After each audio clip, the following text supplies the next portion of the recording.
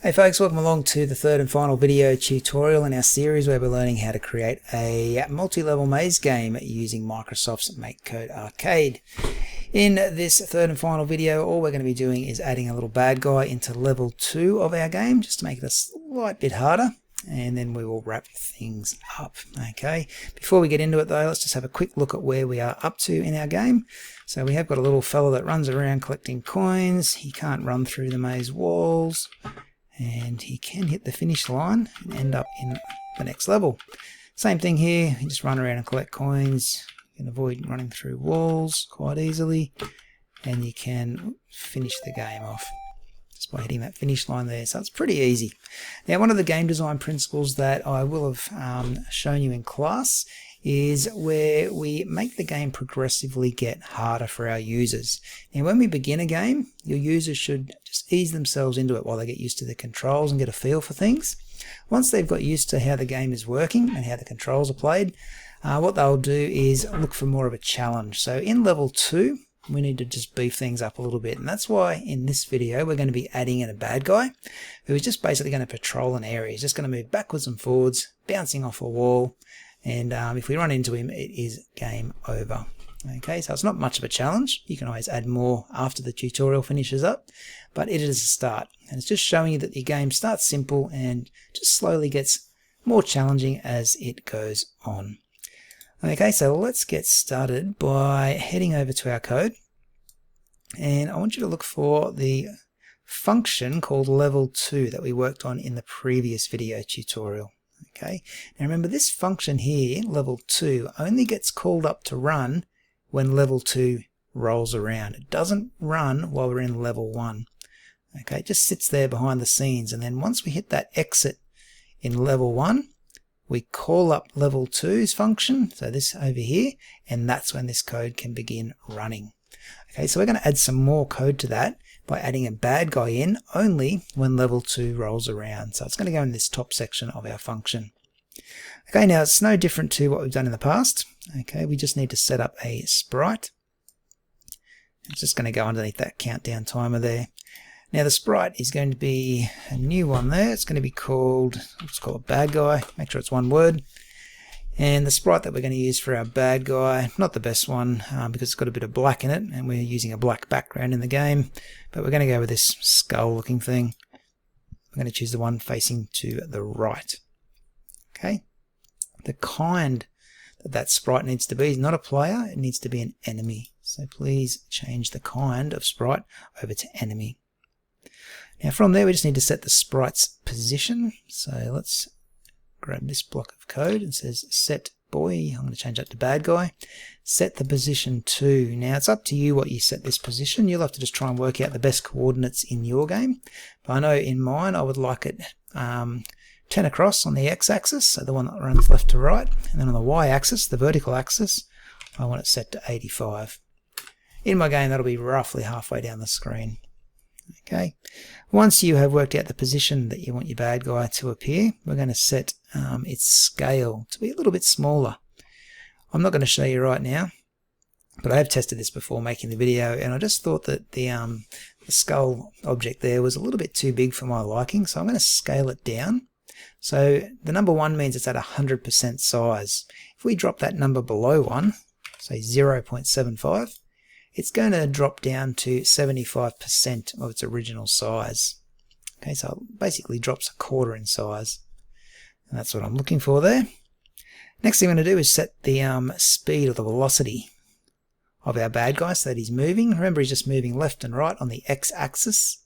Okay, just bouncing off the walls while he patrols an area. So we're going to set the bad guy's velocity on the x-axis to 50 pixels per second.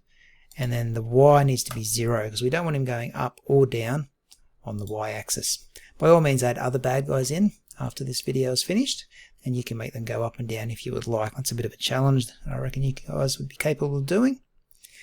Okay, now the last thing that I want, I'm going to go to sprites and go down to where you see these little green buttons, and we're going to choose the bounce on wall option here. And we're going to set the bad guy to bounce on the walls. Make sure it's turned on, so he's just going to bounce left and right off the walls. Alright, let's give that a test run and see how that is looking. So we're just going to have to skip over level 1 here. Here's level 2 and he's our bad guy. So let's go follow him and see if he can bounce off the wall. Very good. We'll go over this wall. Yeah, very good. Now, one thing I'm not overly happy with is when he hits the wall, he doesn't change his direction. So he's going backwards there at the moment.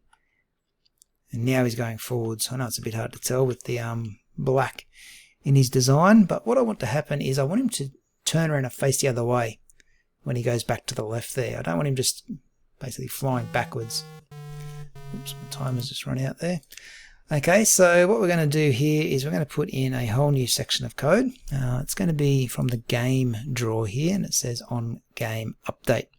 So as the game updates every second or so, what we need to do here is just to conduct a test first of all using an if then else block.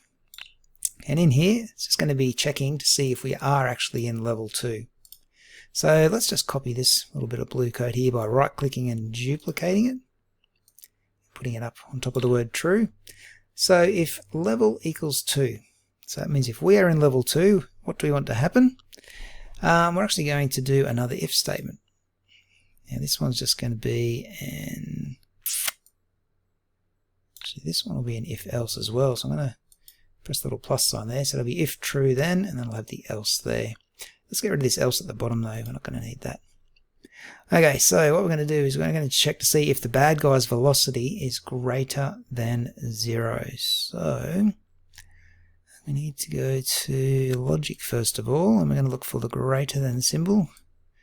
It's going to be hidden inside the less than symbols there, but just make sure you got it pointing the right way. So if the, in variables here, bad guy, actually that's meant to say bad guy's velocity. Let me take that out. We're going to have to go to sprites to get that. Here it is here. So if the bad guy's velocity x, so Vx, is greater than 0, then what do we want to do? We want to make sure that our little bad guy is facing to the right. Okay, so we're going to go sprites and set the sprite image. Where's that option?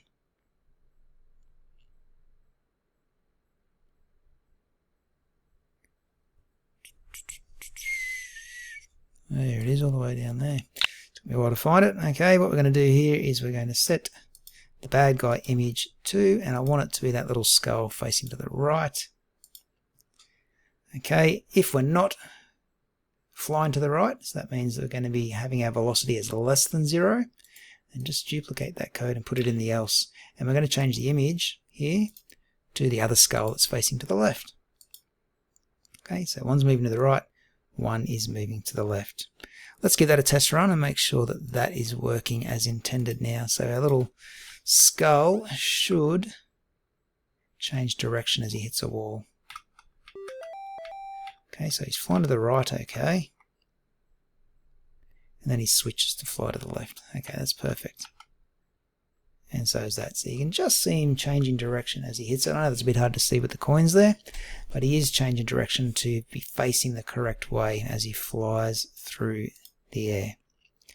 Okay, last thing we need to do here now is just make a overlap event, so a collision event I guess you could call it, where the player and that skull collide. So as usual, go down to your sprites and just choose the on kind player, and when it overlaps the other sprite that's an enemy, what do we want to happen? Simple one, game over. And make sure it's a lose, because you are dying at that stage, you're not winning. Alright, let's test the game out fully. I am pretty sure that's everything that we needed, so let's have a look from the start. Okay, we'll try and grab a good few coins here before that timer runs out. Remember, we've got 30 seconds. I wonder if it's possible to get all coins. Probably isn't, so I may have to increase that timer, because you don't want to have a game that's impossible to do things. Okay, definitely can't. Now in level 2 here, we can go around and collect all these pieces of money quite easily. We already know we can finish the game because we've tested that. So what I might do is just go up and hit this ghost or skull, whatever it is. There we go. And it is game over as well. Alright, so that's working just as intended. The only thing I would possibly do if you've got quite a few coins is change that countdown timer. Just make it a bit higher. So I'm going to make it 45 seconds for my countdown timer. So they've got a little bit longer to complete the level and collect all the coins if they would so choose. Okay, that's that. That is how you make a multi-level maze game using MakeCode Arcade. Obviously, you can expand on this by adding other bad guys, more collectibles. I'm sure you can come up with some other challenges as well. So I'll leave it in your capable hands to finish that off and make it a little bit more creative than what I've come up with. Thanks, guys. I will see you in the next video.